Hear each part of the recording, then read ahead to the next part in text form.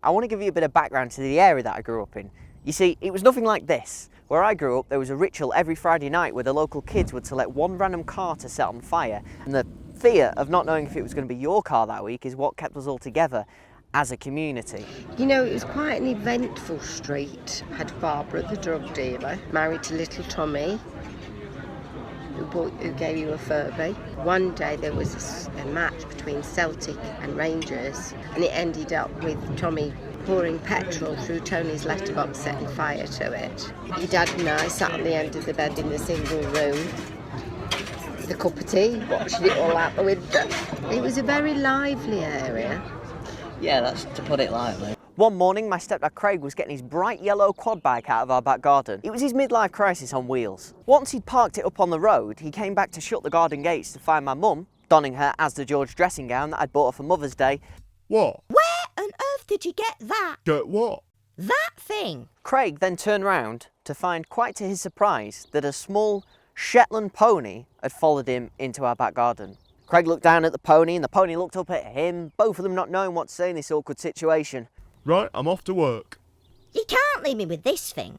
He said, "Oh, don't worry, you've got Jack, you'll sort it." And off Craig went to work. 12-year-old Jack's reaction was not shock or surprise, it was that this animal must be given a name. And I'd like to say the situation we were in was soon dealt with, but unfortunately we ended up looking after Dave for the entire day.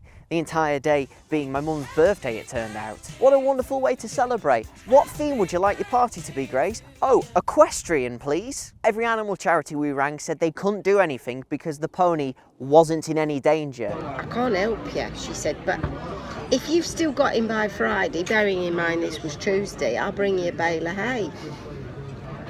I said, "What do you mean? Friday?" She said, "Well, you know, have you got anything to feed him on?" I went, "No, I'm not keeping him. I don't want him." I said, "Where's he going to sleep?" She said, "Well, they sleep standing up." I said, "Where?" She says, "On the block paving."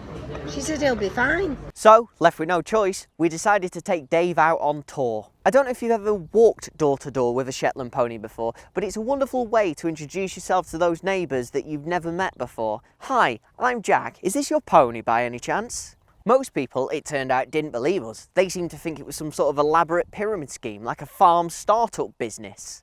One man did tell us that he had actually in fact lost a pony, but this one was the wrong colour. His humour wasn't appreciated. Luckily though, we finally found somebody that did know where the pony was from. It turned out that Daphne Miller, a notorious drug addict in the area, had bought it for her young daughter. If you ask me, I don't think it's a very good idea to tell your mum that you're a massive My Little Pony fan when she's high on every drug that Kenneth and Audrey have to offer.